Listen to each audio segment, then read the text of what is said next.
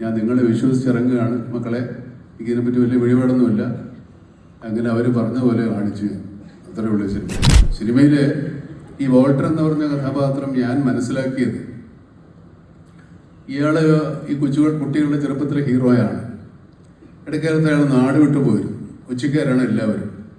അയാൾ കുറെ കാലം കഴിഞ്ഞതിന് ശേഷം തിരിച്ചു വരുന്നത് ആ കുട്ടികളൊന്ന് സർപ്രൈസ് ചെയ്യിക്കാൻ വേണ്ടി തന്നെയാണ്. പക്ഷെ അവരന്ന് കണ്ട ആ വേഷത്തിലും രൂപത്തിലും അന്ന് ഇയാളുടെ ഇവിടുന്ന് പോയ കാലത്തുള്ള കൊച്ചി ഭാഷയൊക്കെയാണ് ഇയാൾ സംസാരിച്ചുകൊണ്ടിരുന്നത്.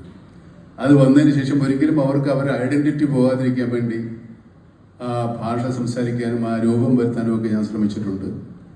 അത് ഇപ്പൊ കൊച്ചിയിലുള്ള ഭാഷയിലല്ല അയാൾ സംസാരിക്കുന്നത്, കുറേ കാലം മുമ്പുള്ള കൊച്ചി ഭാഷയാണ് സംസാരിക്കുന്നത്. അപ്പോൾ ചിലപ്പോൾ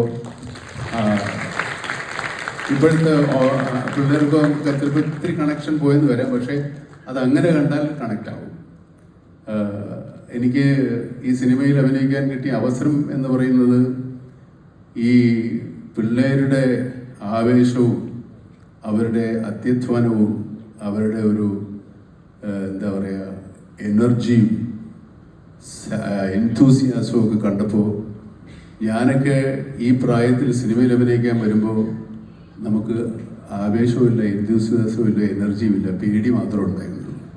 രക്ഷപ്പെടുവോ, നന്നാവോ, ഇത് നമ്മൾ ചെയ്യുന്നത് ശരിയാണോ എന്നൊക്കെയുള്ള ഭയത്തിലാണ് ഞാനൊക്കെ തുടക്കകാലത്ത് വന്നത്. പക്ഷെ ഇവർ നല്ല ആത്മവിശ്വാസത്തോടുകൂടി ഫുൾ കോൺഫിഡൻ്റ് ആയിട്ട് എന്ത് പറഞ്ഞാലും ചെയ്യാവുന്ന തരത്തിൽ. പക്ഷേ അതൊക്കെ ഈ നമ്മൾ സാധാരണ നമ്മൾ ആക്ടിങ് പ്രാക്ടീസ് ചെയ്യുന്നതൊക്കെ ഒരു ക്യാരക്ടറിന് വേണ്ടി ഇത്ര എഫർട്ട് എടുത്ത് ബോഡി ബിൽഡ് ചെയ്യുന്ന പിള്ളേർ എനിക്കൊന്നും ജമ്മത്ത് പറ്റില്ല. ഞാനിപ്പോഴാണ് അത്യാവശ്യം എന്തെങ്കിലുമൊക്കെ ചെയ്തു തുടങ്ങിയത്. ഒരു 5-10 കൊല്ലം ആയിട്ടുള്ളൂ. എന്നുവെച്ചാൽ അത് ഇല്ലാതെ വഴിയില്ല എന്നുള്ളത് കൊണ്ടാണ് ചെയ്യുന്നത്, ഇല്ലെങ്കിൽ അത് ഒഴിവാക്കിയത്. പക്ഷേ പിള്ളേർ സമ്മതിക്കണം. ഈ സത്യം പറഞ്ഞാൽ ഈ ഇവർ പറയുന്ന പോലെ ഞാനല്ല ഇവരുടെ എനർജി, ഇവരായിരുന്നു ഈ സിനിമയിലെ എൻ്റെ